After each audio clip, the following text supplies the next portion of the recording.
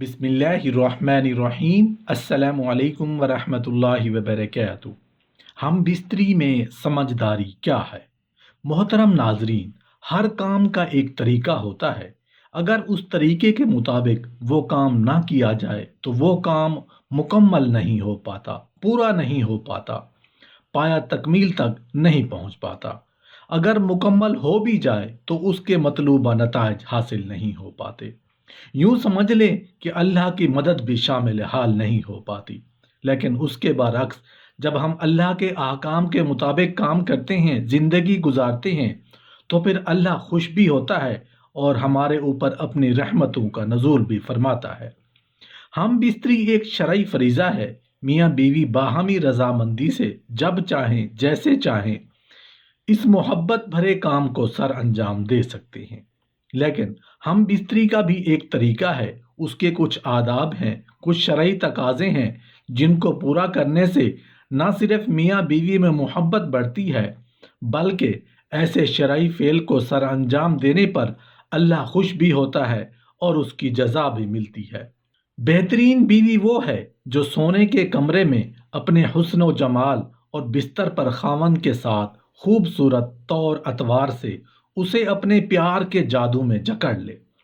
اس لیے عقل مند اور محبت سے سرشار بیوی کو چاہیے کہ دوران صحبت اس کے مقصد پر نگاہ رکھے اور غور کرے کہ اس کا خاوند کیا چاہتا ہے، اور پھر اس کی پسند سے بھی بہتر انداز میں اپنے آپ کو اس کے سپرد کر دے، نرم گفتگو کرے اور اس کی رغبتوں اور چاہتوں کو پورا کرتے ہوئے اسے سیر کر دے۔ کبھی بھی اس کے بستر پر جانے سے مت رکے۔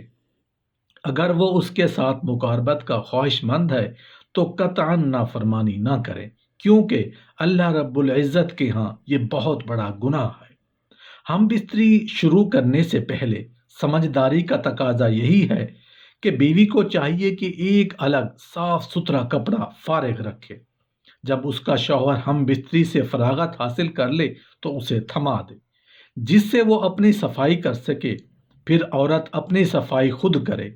اگر ان کے کپڑوں میں جنابت کا کوئی اثر نہ پہنچا ہو تو وہ ان کپڑوں میں نماز بھی پڑھ سکتے ہیں۔ مختلف کتب احادیث سے ہمیں یہ معلوم ہوتا ہے کہ ہم بستری کرتے وقت اندھیرا یا مدھم روشنی ہونا درست ہے۔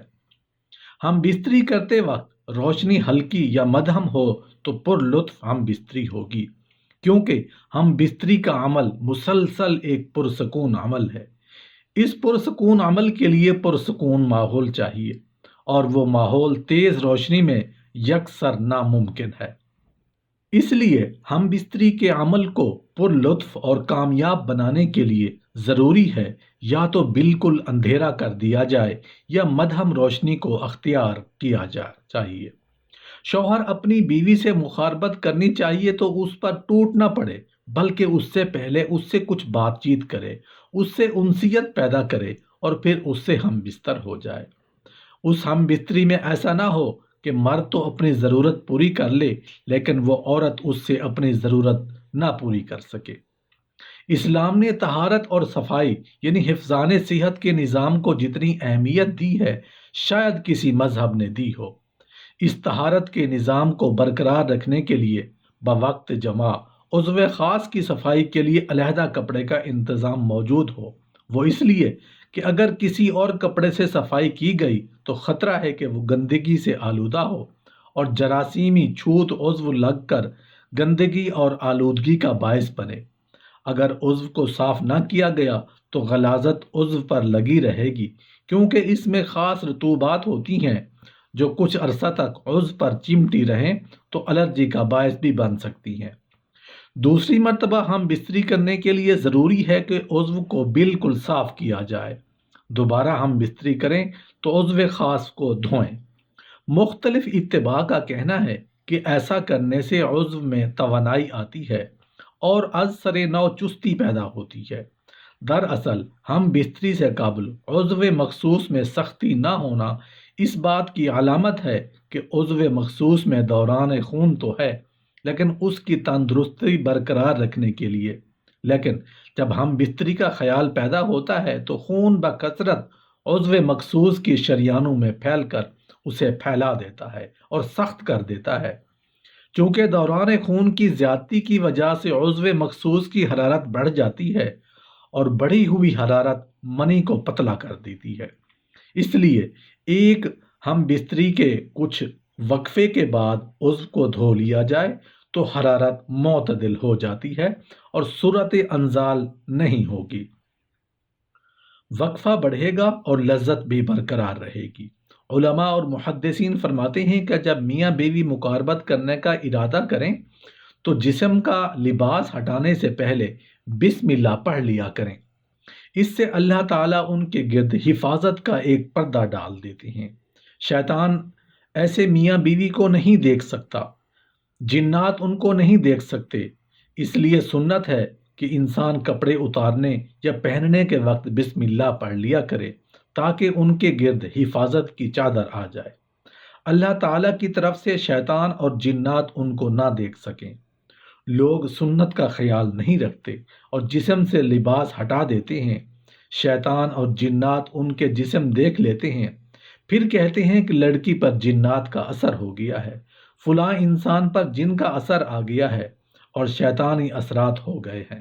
بحیثیت انسان اور مسلمان ہم نے نبی کریم صلی اللہ علیہ وآلہ وسلم کی سنت کو چھوڑ کر خود اپنے لیے مصیبتیں خرید لیتے ہیں، اس لیے میاں بیوی کو چاہیے کہ جب اکٹھا ہونے کا ارادہ کریں تو اپنے جسم سے کپڑے علیحدہ کرنے سے پہلے بسم اللہ پڑھ لیں تاکہ ان کو آپس میں لیٹے ہوئے کوئی شیطان یا کوئی جن دیکھ نہ سکے، بلکہ شریعت نے یہ بات کہی ہے کہ اگر جسم سے اپنا لباس ہٹائیں تو ایک بڑی چادر ہو جس کے اندر وہ دونوں ایک دوسرے سے ملیں، اس بڑی چادر کی وجہ سے اللہ تعالیٰ ان کی ہونے والی اولاد میں حیا پیدا فرمائیں گے۔ علماء اور محدثین فرماتے ہیں کہ جب میاں بیوی نے اپنے اوپر بڑی چادر لینے کا اہتمام کیا تو اللہ تعالیٰ نے فطری طور پر ان کو شرمیلی اور حیا والی اولاد سے نوازا، جو کہ والدین کے لیے آنکھوں اور دل کی ٹھنڈک کا ذریعہ بنی۔ علماء فرماتے ہیں کہ اگر میاں بیوی کے ملاپ سے اولاد کا نطفہ ٹھہر گیا مگر میاں بیوی کی اگلی نماز قضا ہو گئی تو ان کی اولاد فاسق رہے گی، لہٰذا یہ ایک ایسا معاملہ ہے جس میں مردوں اور عورتوں دونوں کی طرف سے عموماً کوتاہی ہو جاتی ہے۔